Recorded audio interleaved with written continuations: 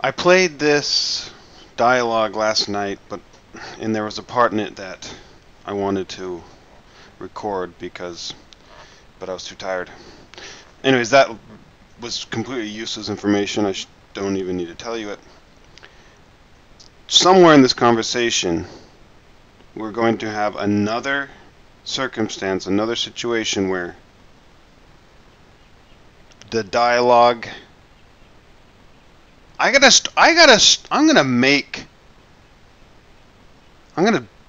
create a catchphrase for this because it happens so often. I need to create something just to embody a phrase that embodies this occurrence, which is the dialogue being completely unnatural.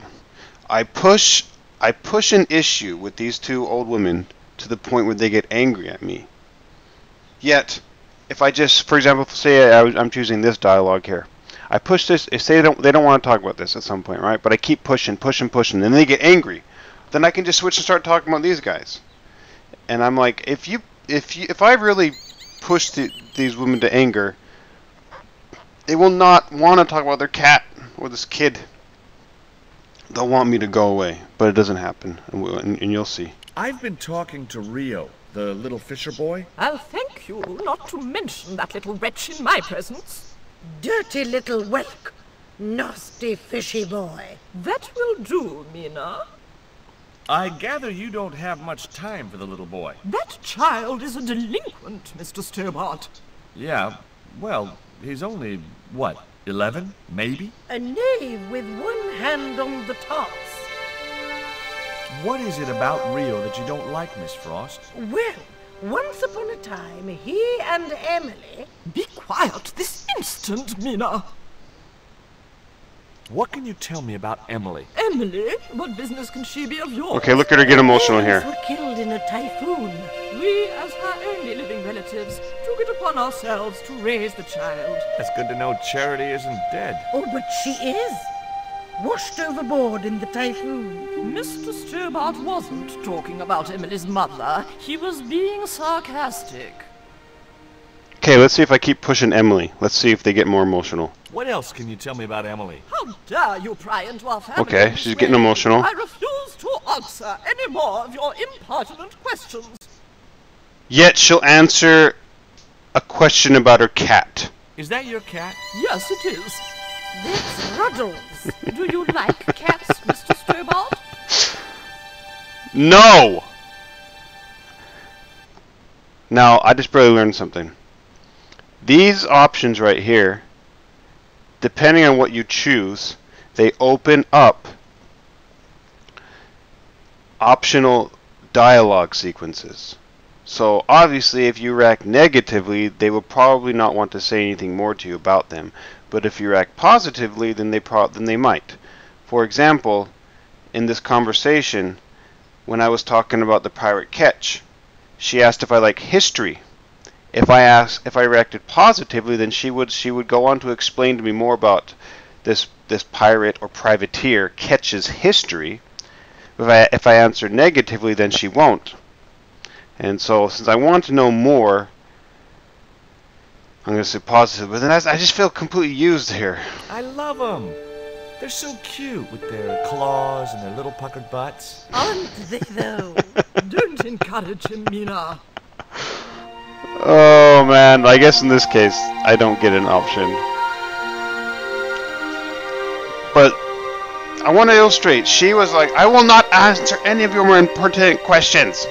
And immediately asked about a cat. And she's like, oh, so let's talk about the cat then. It kind of bugs me. It just does. It's like, why? If you're so adamant about not answering any more of my impertinent questions, how do you define the word pertinent in that way then? Questions about a topic that has gotten you riled up then? Is that the definition of impertinent? Because, I mean, the dictionary says impertinent means the act of cutting grass, but I wasn't asking any questions about cutting grass. So I don't know what she was talking about. Can you tell me anything about Captain Ketch? More than you can tell me about your great-great-great-great-grandfather, no doubt. You're his descendants? Certainly. Captain Ketch was born in Dorset, England, in the reign of King Henry VIII. His family were undistinguished farmers, but young Frederick Ketch decided to go to sea. We have plenty of seamen in our family, Mr. Stobart. Are you interested in history, Mr. Stobart? Is this on purpose? I don't know. I don't know.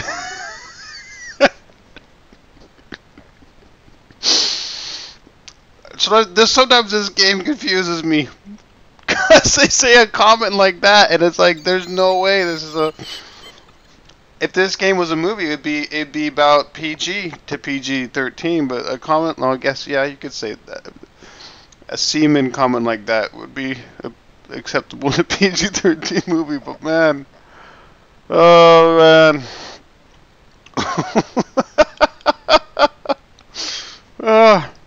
And then, like, get this chick, like, this is her opening statement. Much more than you could, about your great, like, that, she just opens her entire existence up to this guy with this comment of, much more than you. Look at me, I know much more than you. It's like, at this point, I would just, inside, my brain would be flickering like fireflies, like, how can I make this woman's life the most uncomfortable thing possible? Yes, I am. You were telling me about Captain Ketch. Do go on. Oh, yes. He sailed under Hawkins. Jim Hawkins? John Hawkins, one of the great traders of the Elizabethan age. In 1568, Frederick Ketch was a young man serving aboard the Jesus, Hawkins' flagship.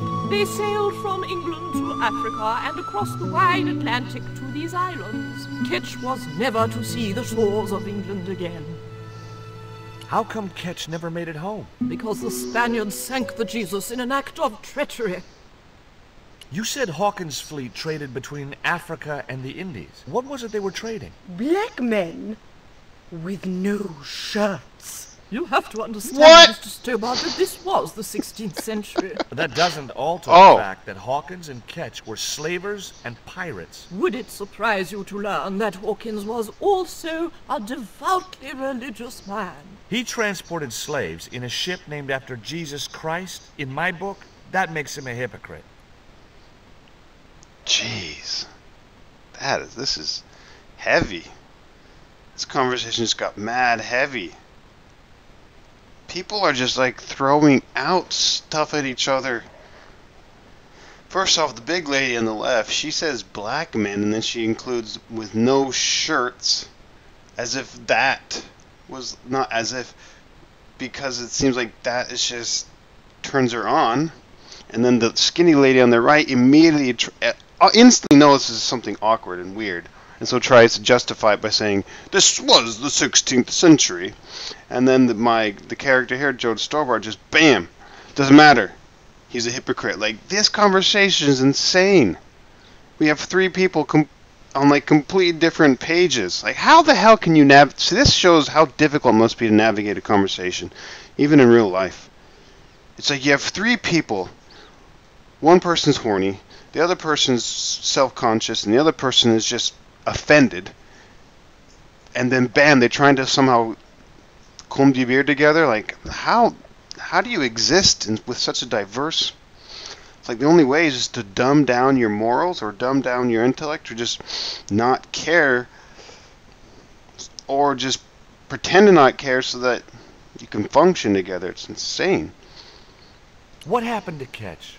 Was he killed? Oh no, he got away and returned to this island, to this very house. The Frederick Ketch Memorial Museum. I'm about to show you something that is so pervasive in all point-and-click adventure games. Just by this fact, I want to avoid it in every possible way with the first game that I make. It is the I can't do something because someone's watching me element of point-and-click adventure games. I understand the logic and the design behind it because it's like it's a hard. I'll show you first.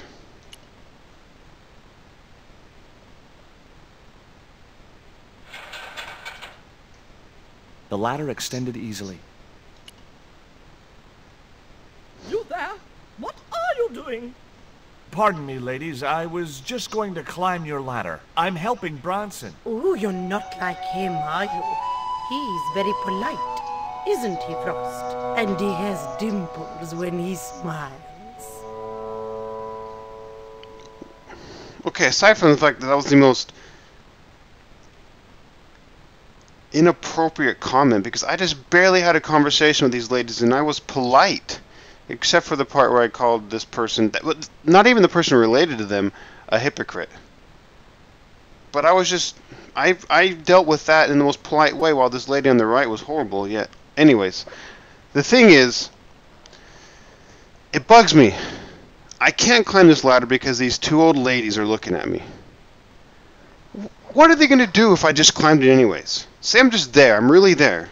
I am there. I'm not. It's not some character governed by this code. It's a real person needing to climb this ladder. You're gonna climb it, and you're gonna see how they react. And if they get insanely crazy, then you won't climb it. But you're not just gonna put your foot on one of the rings or rungs, whatever you call it, and then they turn over and say, "What are you doing?" You're just gonna climb it. And they most likely will just be like, "Ugh, I don't have the time to care about him climbing a ladder." But because of the design scheme of these types of games, it's a hard wall that they put up. So basically, it's the game communicating to you that you have now hit a hard wall. There is a puzzle you need to solve before you can surpass this wall. It's always they use this type all the time. You need to get past this room. You need to access this switch. But there's someone watching you, and every time you go to click on it, someone turns and goes, "What are you doing?" and then you stop.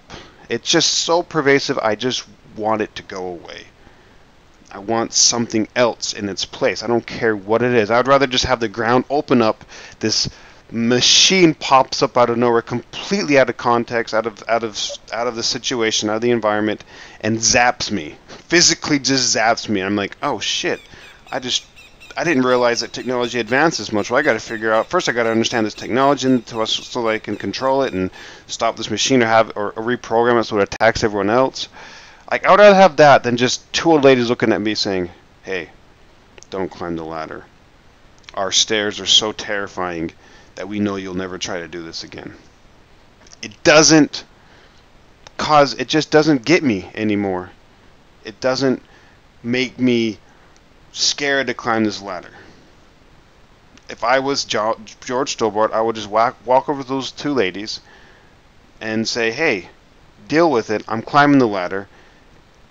And test them and go climb the ladder and see how they react.